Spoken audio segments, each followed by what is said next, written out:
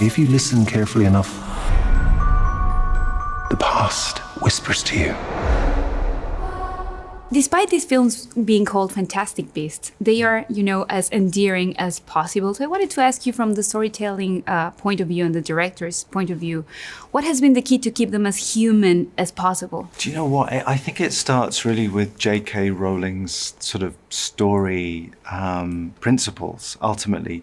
Her films, no matter how extraordinary, always deal with characters that we really care about and we empathize with. And that's what I've always loved about her stories, the humanity in them, I think.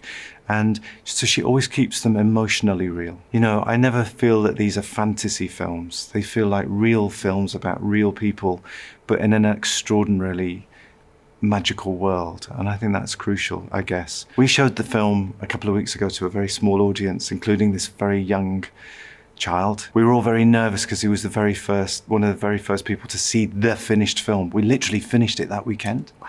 So it was like, okay, let's just show it to this young man. And he watched it and he was very quiet watching it all the way through. And at the end, when the lights went up, we said, Harper, what did you think? And we were all really sort of nervous.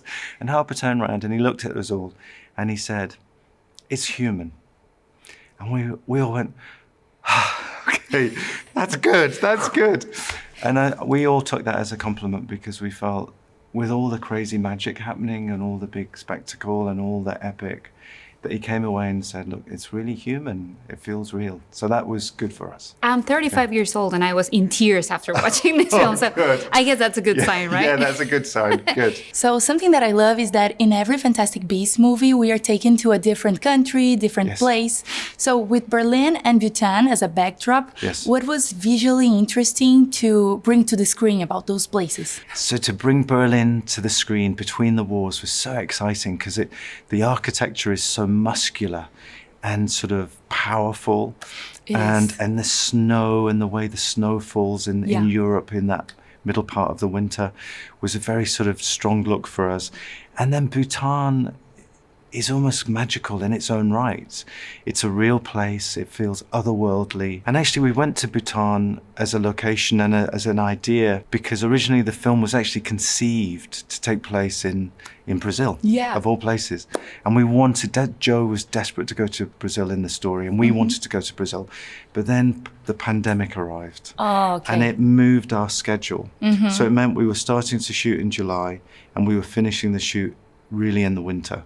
So in the way we could only build things here at Leavesden, to do a version of Brazil in Watford in November just would not work. You'd have people in these wonderful summer clothes and they'd be walking down the street and it would be raining. So we go, oh God, we can't do it in Brazil now. So let's think of somewhere else and maybe we can go to Brazil next time. So we reconceived for Bhutan, which does look good in a terrible British winter. But you brought Maria Fernanda Cândido to this one, so the Brazilian fans are already very excited. Good. Be safe, you're okay. We already know somehow the fate of some of these characters, but how do you keep it mysterious, even through these films? Well, with Dumbledore, the movie is called Secrets of Dumbledore, so we all feel we know everything there is to know about Dumbledore, but there are certain parts of his story that Joe has kept very carefully hidden. There are certain aspects to the story that are really about a human being dealing with a couple of key parts of his life.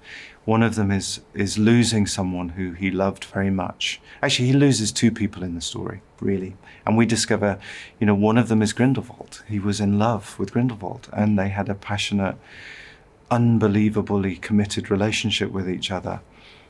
But they had a difference of philosophy and ideology, and they grew apart. But you feel in this story that love is still burning somehow.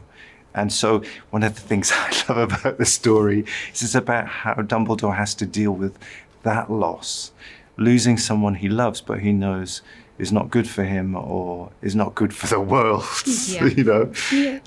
And we've all been through a breakup. We've all fallen out with someone we love dearly. And so for me, that part of the story was about that. And even though it's two wizards fighting, for me, I connected with it because it could be any of us. And Dumbledore's also dealing with a loss from his earlier years with one of his family members. So there's still secrets. I really love the slow motion scenes because I felt that it gave me the chance to really see the details of this magical world that I love. Good. So what can you tell me about that decision? It's lovely when you stop a moment in time to study a face. Yes. Especially when it's about emotion rather than action. Yeah. Because often you slow down moments to show a building blowing up. But if you're stopping the moment to sort of feel two human beings deal with each other's love for each other or loss, then it becomes even more exciting. So that was the intent. The intent was to really allow the audience to engage with those emotions in this sort of super slow time. I watched the press conference and I really like something you said because I think it's true. These films are about somehow embracing being an outcast. Yeah. Making them has somehow helped you as well embrace who you are as a director and as a person. I started making films. I got into filmmaking because I was so shy as a kid. So for me, I needed something to allow me to express myself and to sort of give me an excuse to talk to people. So making films allowed me to sort of build all these relationships working with people. And for me, it was a sort of channel to get over my shyness, because you had to communicate to make something. And so for me, making things is that ability. It sort of takes me outside of myself. What I love about Joe's stories is they're often about outsiders. The kid under the cupboard who's been abandoned, or Newt Scamander who's a little on the spectrum and he can't. We had an amazing time on the first film. When we were making Fantastic Beasts, the first one, the studio were nervous about Newt Scamander because they say he never looks at anyone in the eyes. He always is very shy, only talks to animals.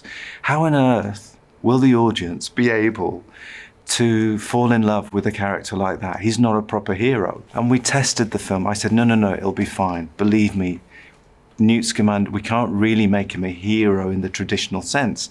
He has to be a hero in the non-traditional sense. And what I realized when we showed it for the first time to an audience, when we tested the film, many people related to that version of a human being because we're all imperfect in one form or another. None of us are heroes. We want to be and we try to be, and on some days we are. But most days we're trying to be the best version of who we are. And so we're all a work in progress. And so I think the wonderful thing about a character like Newt Scamander is he's all of us. Yeah. So he is a hero. In the years to come, what do you think it will become like your fondest memory about shooting this movie?